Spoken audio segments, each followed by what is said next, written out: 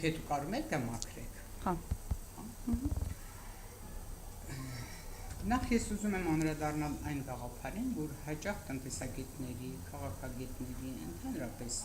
քաղաքական գործիչների շրջանում տարածված այն գաղափարը, որ Հայաստանը փոքր հակավ ռեսուրսներով երկիր է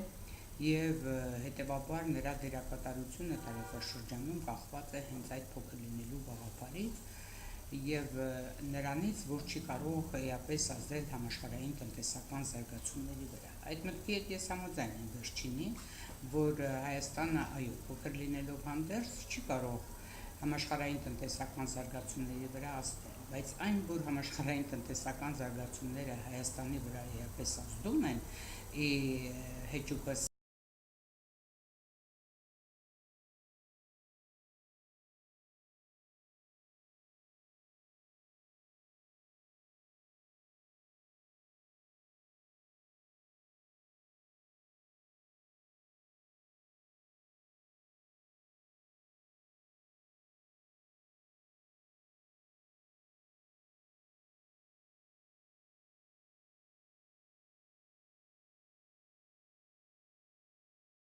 որոնք ունեն որոշակի պատասխանատվություն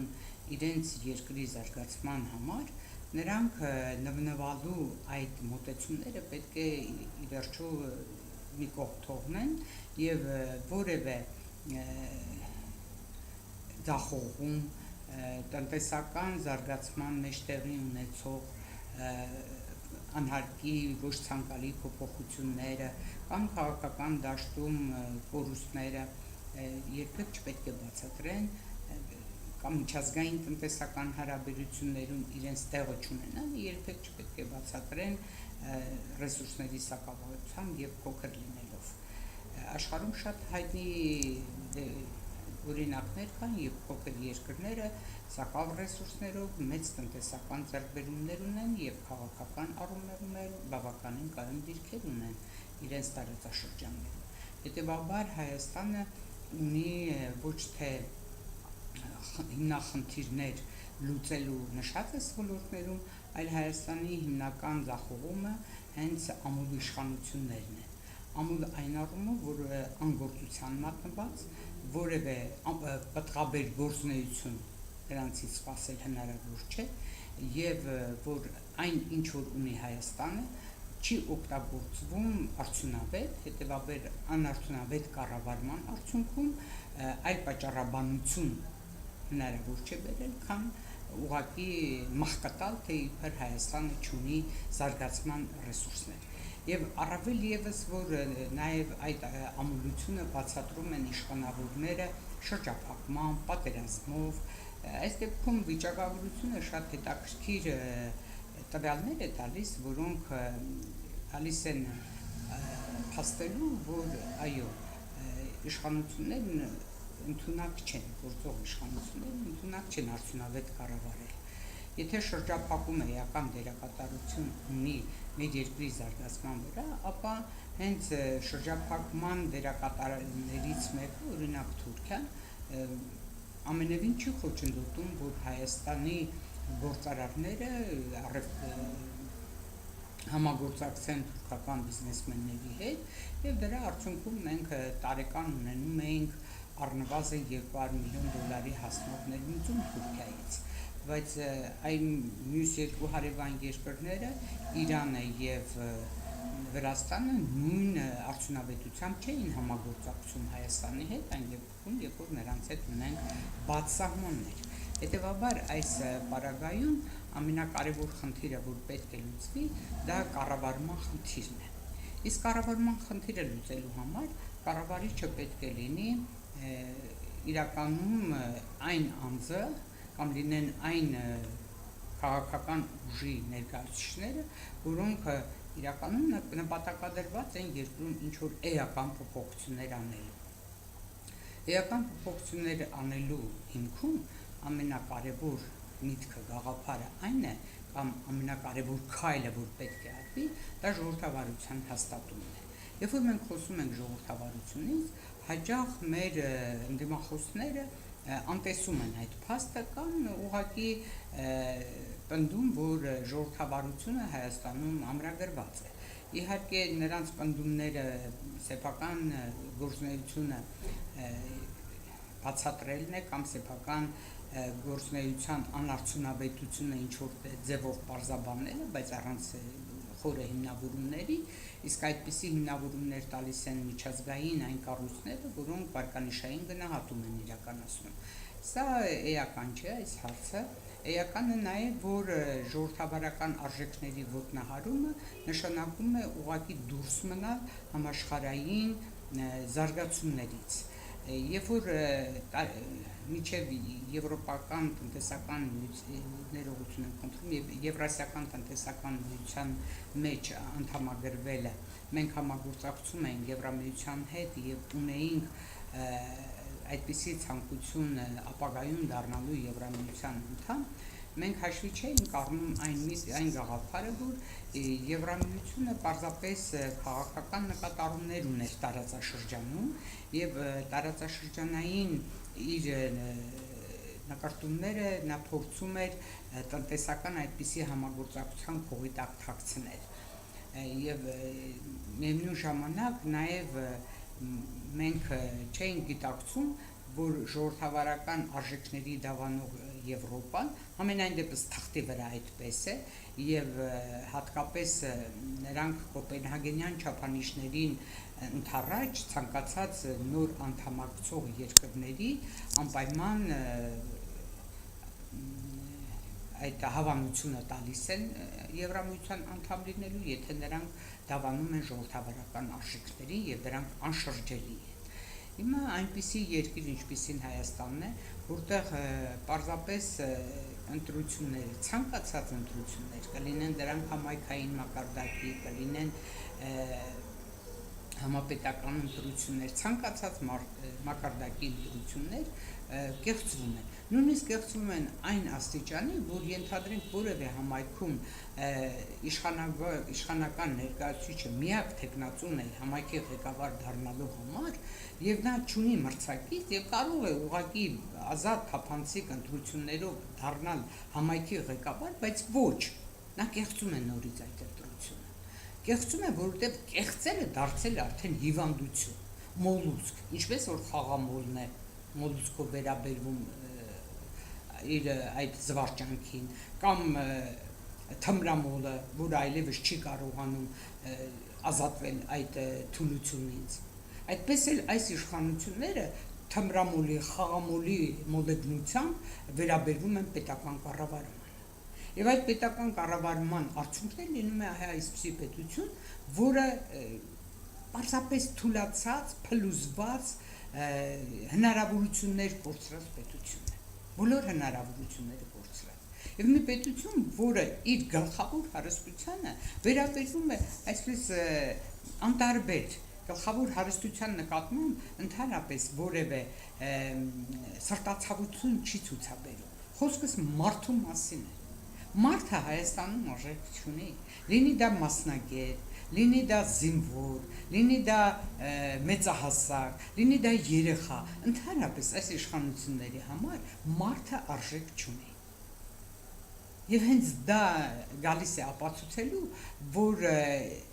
այս կառավարման համակարգը, որը ես ամուլ համակարգ որակեցի, եւ այդ կառավարիչները ընդհանրապես այս երկրում անելիք չունեն, որտեղ եթե հենարանը կառավարիչի կամ նրա հենարանը մարդը չէ, նրա գործունեությունը ուղղված չէ մարդուն, ապա ինչին է ուղղված։ Սեփական գրպանի ուռճացմանը հարստությամբ, այդ անհագուրդ ագահությանը, դրան պետք է ուղղված լինի կառավարիչի գործունեությունը։ Ես կարծում եմ, որ դա պարզապես դերևս դատարանի կողմից չորակված հանցագործություն է, բայց մի օր որակվելու է, չէ՞, հանցագործությունը։ Ով է պատժից խուսափել միջև հիմա։ Ով կարող է պետական գանձարանը թալանել, պատժից խուսափել։ Այսի դեպք չի եղել։ Տարիներ էլ անցնեն, այս սերունդը չդատին նրանց, մյուս սերունդներն են դատել։ Բայց խնդիրը նա է, որ այդ պատասխանատուն այսօր այս կառավարման պատասխանատուն կարծում է թե ինքը հավերժ է, բայց հավերժության խնդիրը դեռևս լուծված չէ։ Եվ կարծում եմ այդ մարդիկ պետք է դրա մասին արդեն մտածեն, որ մարդը հավերժության հետ դեռ պայմանագիր չի կնքել։ Բոլորն էլ ինչ որ մի ժամանակ ընթացքում չկան, բայց նրանք թողնում են պատմության մեջ հետ, թողնում են իրենց սերունդներին, որոնք գոնե պետք է ապրելու իրավունք ունենան։ Ես գուցե մի քիչ այսպես հոգեբանական խնդիր եմ դնում կամ փիլիսոփայում եմ մի բարոյականության դաշտից, բայց պատկերացրեք, որ դա փիլիսոփայության հետ կապ չունի եւ բարոյականության դաշտի առումով էլ այդպես քարոզություն չէ։ Դա սովորական դաստիարակության խնդիր է, սովորական մարդկային կերպարի խնդիր է։ Մարդը պետք է ունենա ինքնազսպման հնարավորություն, ինչպես որ մեքենան վարելիս կարելի է ընդհանրապես չսեղմել այդ արգելակները, կարելի է ուղղակի բաց թողել եւ մեծ արագությամբ ինչ կա քո ճանապարհին վերացնել, ավիրել, չնայելով ոչ մարդուն, ոչ շենքին, ոչ մնացած արժեքներին, քարոքանդանել, տապալել ամեն ինչ։ Այդպես է մարդը եթե կարողանում է կառավարել մեքենան, պետք է կարողանա կառավարել նաեւ իրեն։ Այդ անզուսպ ագահությունը, այդ անընդհատ ուտելու եւ չկշտանալու այդ մոլուցքը պետք է բուժել։ Իսկ բուժման հիմնական եղանակը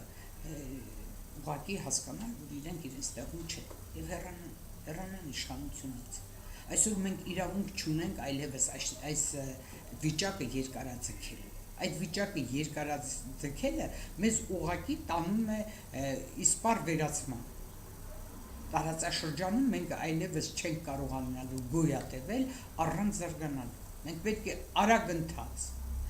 անմիջապես սկսենք զարգանալ։ Մենք պետք է դրա համար գնահատենք մարդուն, գնահատենք այն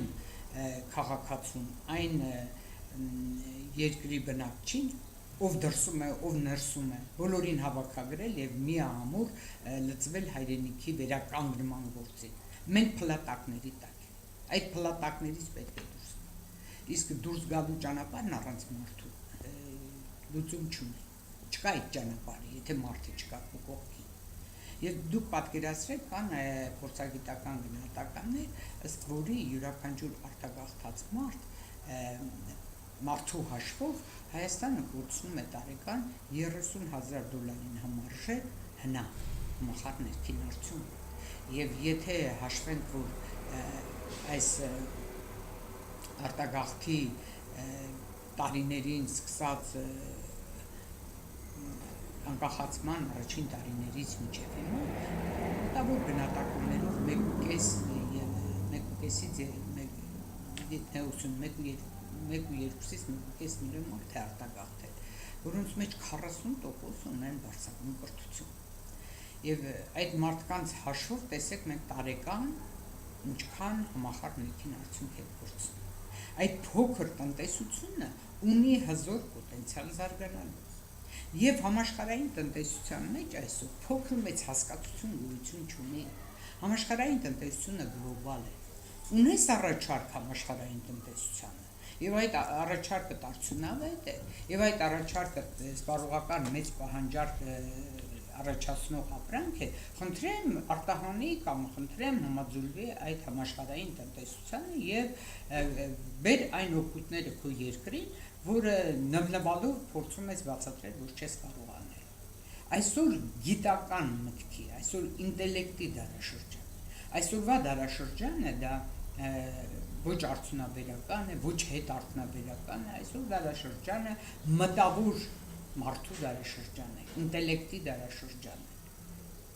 Հետևաբար պետք է օգտագործել այն մտավոր ներուժը, որը ունի Հայաստանը։ Եվ այդ մտավոր ներուժի միջոցով հնարավոր է ցանկացած հիմնախնդիր լուծել եւ արտաքին քաղաքական, եւ ներքին տնտեսական, եւ ընդհանրապես սակավ ռեսուրսների այդ գործոնը շրջանցելու խնդիրը լուծել, ստեղծել ապրանք, որի կարիքը հասարակությունը աշխարհը զգում է եւ այդ գլոբալ ապրանքով մտնել գլոբալ աշխարհ։ Հնարավոր չէ զարգանալ թղթի վրա, պետք է գործել, պետք է իրականում պայքարել կոռուպցիայի դեմ, պետք է իրականում վերացնել մենաշնորհները։ հայ մարդը ստեղծագործող մարդ է, մենք դրա մասին գիտենք։ Մենք պատերազմի ժամանակաշրջան ենք անցել առանց պատրաստ լինելու, բայց անցել են, բոլորս էլ հաղթահարել ենք այն ծանր ժամանակները, որը ստեղծվեց պատերազմի հետևանքով։ Բոլորը կարողացան ինչ որ մի հնարքով հաղթահարել այդ վիճակը, ով էլ չկարողացավ արտագաղթեց, բայց այդ արտագաղթողը մինչև հիմա երազում է վերադառնալ իր հայրենիք։ Նա արդեն դրսում փորձառություն ունի, հմտություններ ունի, կարող է գալ եւ փորձառությունը, հմտությունը, ինչու՞ չէ նաեւ ֆինանսական հնարավորություններ իր հայրենիքում օգտագործել, բայց գա ընկնի այնպիսի մի վիճակում, որտեղ մի քանի մարդ տնտեսությունը վերցրել են ամբողջությամբ իրենց ձեռքը եւ թույլ չեն տալիս որևէ մեկը զարգանա։ Այդ մարդիկ դրսում չեն տեսնում, որ մանր ու միջին բիզնեսը ամբողջությամբ վերացված է, որ այս բիզնեսին ճանապարհ չեն տալիս, որ այս բիզնեսը զարգանալու հնարավորություն չունի։ Եվ արդյոք հիմնավոր են այն կոչերը, որոնք ասում են եկեք վերադարձեք հայրենիք, վերադարձեք ձեր տուն։ Մարդիկ վերադառնալու դեպքում աշխատատեղ են ուզում։ Եթե հնարավոր է 76% աղքատության պայմաններում զարգանալ։ Չէ՞ որ այդ 76% աղքատները, որոնք չունեն նորմալ սպառում եւ որոնք չունեն նորմալ աշխատատեղ, չեն կարողանում իրացնել իրենց մտավոր ներուժը, իրենց ֆիզիկական հնարավորությունները։ Ի վերջո հասարակությունը զարգանում է ոչ միայն մտավոր ներուժ, այլ նաեւ ֆիզիկական ներուժի հիման վրա։ Կան աշխատանքներ, որոնք շատ բարձր որակավորում չեն պահանջում, բայց այդ աշխատատեղերներ չկան, ամեն ինչ վերացված է։ 76% աղքատությունը նաև կարող է վկայել 76% գործազրկության մասին։ Ի վերջո շատ շատերը ապրում են դրսի տրանսֆերտների միջոցով։ Շատերի հիմնական եկամուտը դրսից է գալիս։ Այդ մարդիկ սպառում են տրանսֆերտները։ Հիմա գնահատականներ տալու դեպքում կամ փորձագիտական այդ վերլուծություններ անելու դեպքում մի քիչ դժվար է հասկանալ, թե այդ հնարավորությունները, որ տալիս են, ասենք, աղքատության շեմը հաղթահարելու $5, հա, ինչպես համաշխարհային բանկն է ասում, սպառման ծախսերը $5, դրանք արդյոք ներսում ստեղծված փողերն են, թե դրսից ստացված։ Լուծումը տեսնում եք։ Որ ես լուծումը տեսնում եմ միայն, ասում եմ, ցանկացած տուն կառուցելուց առաջ պլանավորվում է այդ տան հիմքը, պլանավորվում է հիմքը։ Հիմքը պետք է լինի ամուր, հիմքը պետք է լինի բոլոր շինարարական նորմերին համապատասխան։ Քաղաքացիական հասարակության զարգացման շինարարական նորմերը հանգում են ժողովրդավարական սկզբունքների ձևավորման։ Եթե տան հիմքը, քաղաքական տան հիմքը ժողովրդավարությունը չէ, մնացած բոլոր զարգացումները այլևս համարժեք չեն ժողովրդավարությանը։ Այստեղից էլ գալիս է կոռուպցիան, այստեղից էլ գալիս է անարդարությունը, այստեղից էլ գալիս է անտարբերությունը պետության զարգացման, պետական կարևորագույն խնդիրների լուծման առումով։ Եթե ինչ-որ մեկը իշխանություն է ձեռք բերում գողանալու ճանապարհով, նա երբեք հաշվետու չէ այն մարդկանց առջև, ովքեր որ պետք է այդ իշխանությունը ձևավորեին այլ ավելի օրինական ճանապարհով։ Մարդիկ արդեն ցինիկանում են, նրանք դառնում են դրության տեր, նրանք անպատժելիության մեջ արդեն իրենց ավելի լավ են զգում, քան այն իրավիճակում կզգային, երբ որ կստեղծվեր ժողովրդավարությունը եւ նրանք մշտապես պատասխանատու կլինեին ժողովրդի առջև։ Լուծումը միայն ժողովրդավարությունն է։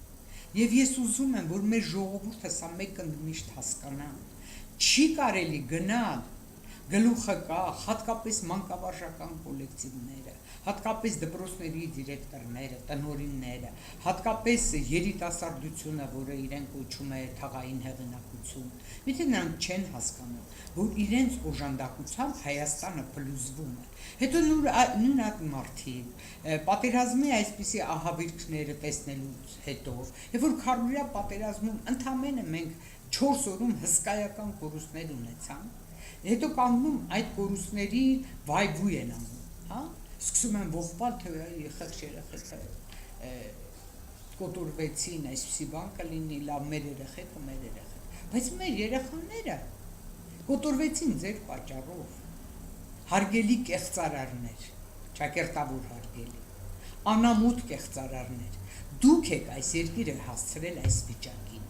դուք եք այսօր սահմանում թափված յուրաքանչյուր զինվորի արյան պատասխանատու,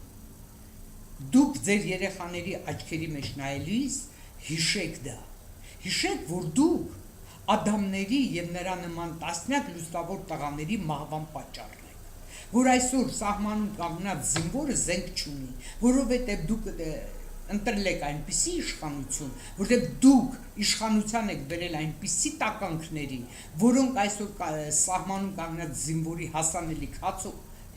լափում են, որոնք զինվորին հասանելի զենքի փողը լափում են, դուք մեր ձեռքերով զինվորին կանգնեցրել եք սահմանի վրա, որտեղ ձեր կողմից հովանավորված սրիկաները ուտում են այդ փողերը և չեն տալիս հնարավորություն հայրենիքը պաշտպանելու։ Այդ դրա մեղավորները այն բոլոր ուսուցիչներն են, որոնք տարիներ շարունակ եղել են հանձնաժողովների անդամներ և կեղծել ընտրությունները։ Իսկ այդ ուսուցիչները այսօր իրենց բանասիրական, որը բանասիրական, որը լիրիկական, որը չգիտեմ ինչ շեղումներով արդյունքախառը ելույթներ են ունենում կամ չգիտեմ մտքեր են արտահայտում։ Ազնիվ եղեք։ Մի հատ ինքներդ ձեր մեջ նայեք, տեսեք, թե ձեր մեղքի բաժին են չկան։ Հետո էլ ասում են Հայաստանում չի գտնվում 2000 ազնիվ մարդ, որ գնա այս սրիկաների դեմը առնի։ Մի ամբողջ գյուղ կարող է մի ազնիվ մարդու դեմ դուրս գա։ Այդ մի ազնիվ մարդը ո՞ց մի ամբողջ գյուղի դեմ պայքարի։ Դրա մասին մտածում եք։ Բայց չէ որ մենք ձեզ ազնիվ մարդկանց ձեր տեղ են դրել հարգելի ուսուցիչներ, ու ձեր դաստիարակության տակ դրել ենք 100 հազարավոր մատակ մանուկների դաստիարակության գործը։ Դուք եք դաստիարակելու այդ մանուկներին։ Դուք եք այդ երեխաներին սովորեցնելու հայրենիքը սիրել։ Հայրենիքը դա զուտ այսպես լիրիկական խոսք չէ, էլի հայրենիքը սիրել։ Բանաստեղծություններ արտասանել, մի քիչ արդյունքոտվել, մի քիչ այնպես էմոցիաներ դրսևորել, իբրև տեսեք այսպես հայրենասեր ուսուցիչներ ունենք ու իրենց երեխաներին, մեր երեխաներին դաստիարակում են։ Հայրենիքը գործով են սիրում։ Հայրենիքը սիրում են օրինապաշտությամբ, հայրենիքը սիրում են արդարամտությամբ, հայրենիքը սիրում են ամենօրյա մաքարումով ու չննվանով, հայրենիքը սիրում են առանց վերլուծելու այդ հայրենիքը։ Հայրենիքը դա այն հողն է, այն մարդիկ են, որոնց հետ դու ապրում ես, որոնց ճակատագիրը քեզ հետաքրքիր է և բոլորի ստեղծածը ինչ-որ մեկին նվիրելը չէ հայրենիքը։ Իսկ դուք բոլորի ստեղծածը նվիրում եք մի քանի խուժանի։ Ուրեմն դուք հայրենասեր կոչվել չեք կարող։ Դուք իրավունք չունեք դպրոցում մտնելու։ Ես հատուկ խոսում եմ այդ ուսուցիչների մասին, որտեղ ինքս լինելով մանկավարժ, ճիշտ է բարձրագույն դպրոցի մանկավարժ, ցավով եմ նայում, որ այդ նույն երեխաները վաղը գալիս են համալսարան, գալիս են արդեն բավականին խեղաթյուրված մտքերով, բավականին խեղաթյուրված աշխարհայացքով, ու նրանցից մենք պետք է դարձնենք քաղաքացի, ստեղծենք քաղաքացի, նրանց մեջ քաղաքացին գոնե դուրս բերեն, բայց բուհերում էլ այդպես չէ, որ բոլորը ուզում են քաղաքացի դաստիարակել։ Ամբողջ համակարգն այնպիսին է, որ հանրապետական կուսակցությունը թույլ չի տալիս ընդհանրապես որևէ մեկը այս ժողովրդի ճիշտ ուղու վրա տանի։ Ճիշտ ճանապարհը մեկն է։ Ճիշտ ճանապարհը վաղուց հայտնի ճանապարհը եւ աշխարհի շատ երկրներ այդ ճանապարհով սարքանում են։ Ինչու է Հայաստանը այսպես։ Փոքր է դրա համար։ Ոչ, փոքր ավելի հեշտ է կառավարել։ Իրենց նման այն մարդիկ, որոնք կառավարում են այս երկիրը, իրենց ուղեղի համար այս փոքրը բավականին լավ չափ էր։ Թող լավ կառավարեին։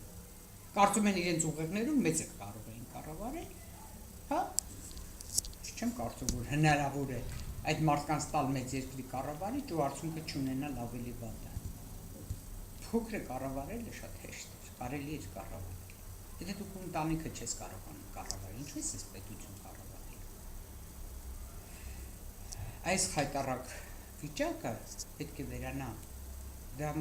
դրանում ամենամեծ դերակատարություն ունի ժողովուրդը։ Այս իշխանություններին կարող են քննադատել, քարկոծել, ինչ ասես ասել,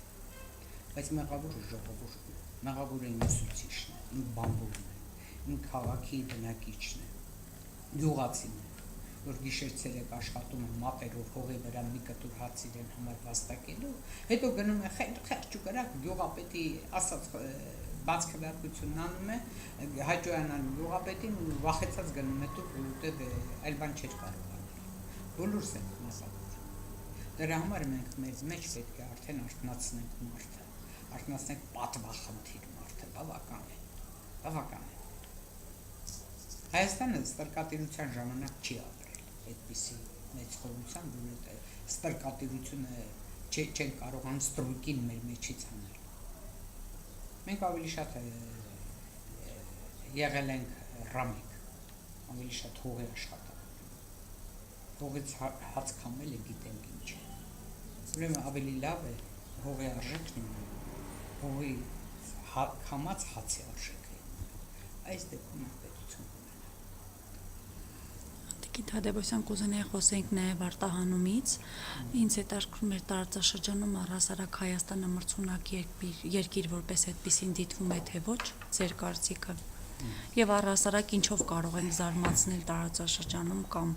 տարածաշրջանից դուրս։ Գիտեք, այդ թեմայում մենք ավելի լավ է խոսենք Եվրասիական տնտեսական համագործակցության անդամակցության մասին։ Եվրասիական տնտեսական համագործակցության մեջ գլխավոր գործոնը դա քաղաքական գործոններ, ընդհանրապես տնտեսական ցանկացած ինտեգրացիայի թաքնված գործոնը դա անպայման քաղաքականն է։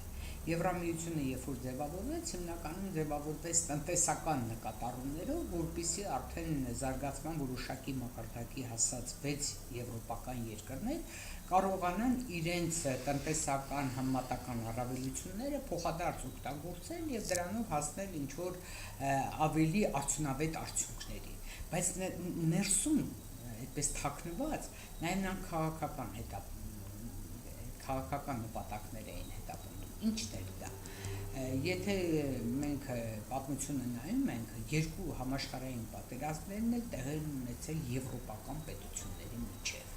Դա նշանակում է, որ եվրոպական այդ քրիստոնյա ազգերի միջև կար քաղաքական տարաձայնություններ կային։ Եվ այդ քաղաքական տարաձայնությունները լուծելու ճանապարհը տնտեսական համագործակցությունն էր։ Այստեղից եզրակացնում են, որ տեսեք,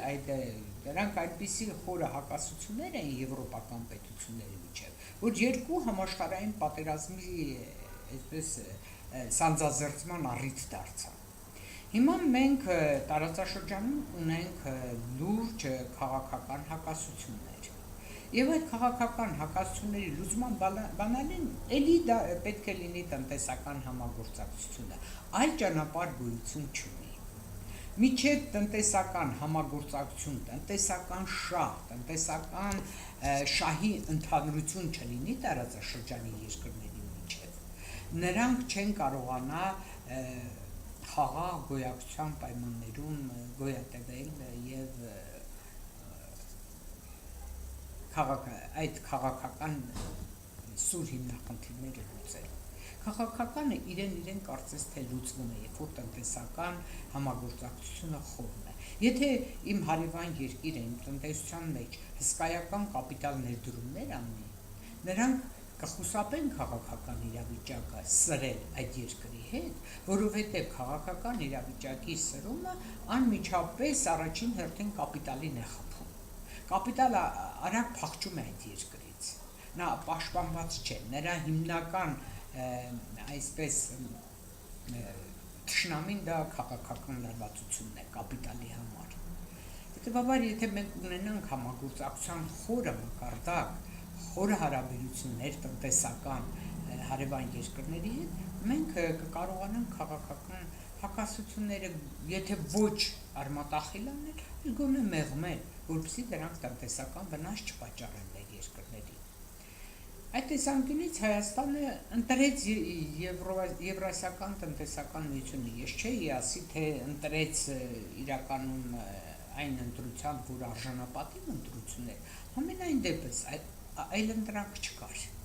այլընտրանք չկար, որովհետև դա էր տարածաշրջանում ինտեգրացիոն այն խմբավորումը, որին մենք կարող էինք քիչ թե շատ արդյունավետ համագործակցել։ Զուտ տեսականորեն եմ դա ասում։ Գործնականում դա ոչ մի արդյունավետություն չունի։ Կան մի շարք հարվածներ, ներողություն, հաշվարկներ փորձագիտական, որոնք թույլ են տալիս եզրակացնելու, որ Եվրասիական տնտեսական միության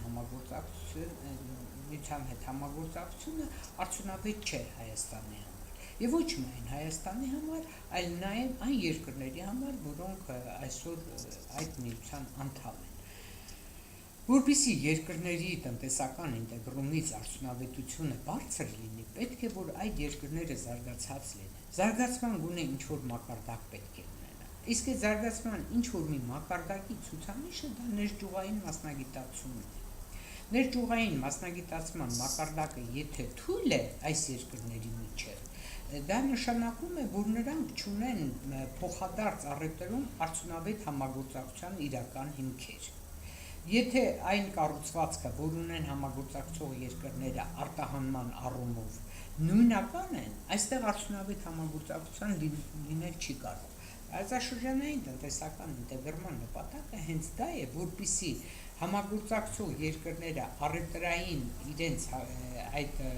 համագործակցության կրկնություններից խուսափեն։ Եթե ես կարողանում եմ արդյունավետ արտադրել ինչ-որ մի արտադրանք, նույնը արտադրում է Բելարուսյան, պակաս արդյունավետությամբ, նույնը Ռուսաստանը կամ Ղազախստանը, ապա ավելի լավ է այդ ապրանքը, այս շուկա, միացյալ շուկա ես հանեմ, որտեղ մոտ արդյունավետ է այդ ապրանքի արտադրությունը, թող ուրիշները մասնագիտանան այն ապրանքների արտադրության մեջ, որի համար ունեն համեմատական առավելություններ։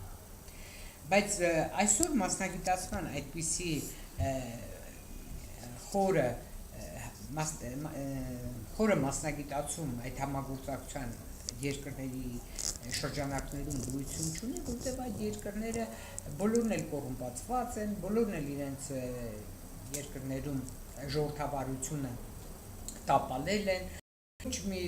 այդ նշած երկրներից որևէ մեկի իշխանությունները չեն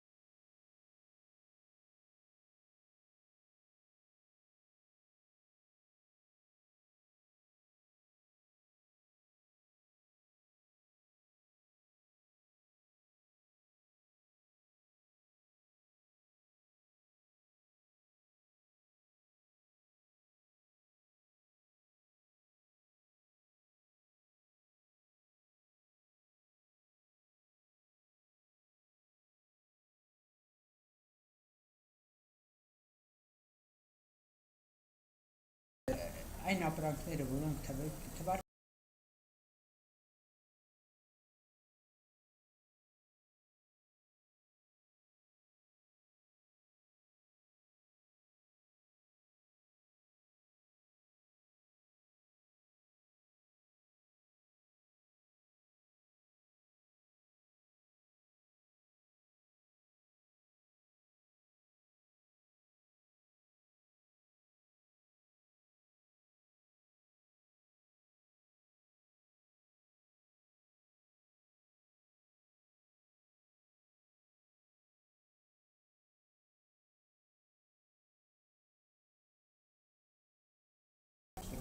ներմուծումը կրճատվեց, որովհետև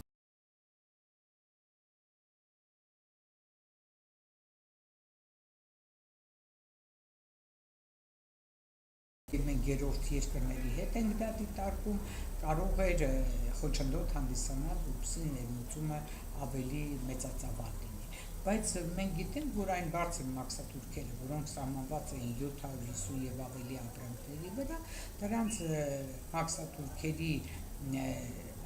կիրառումը Եվրասիական միասնական մաքսային օրենսդրության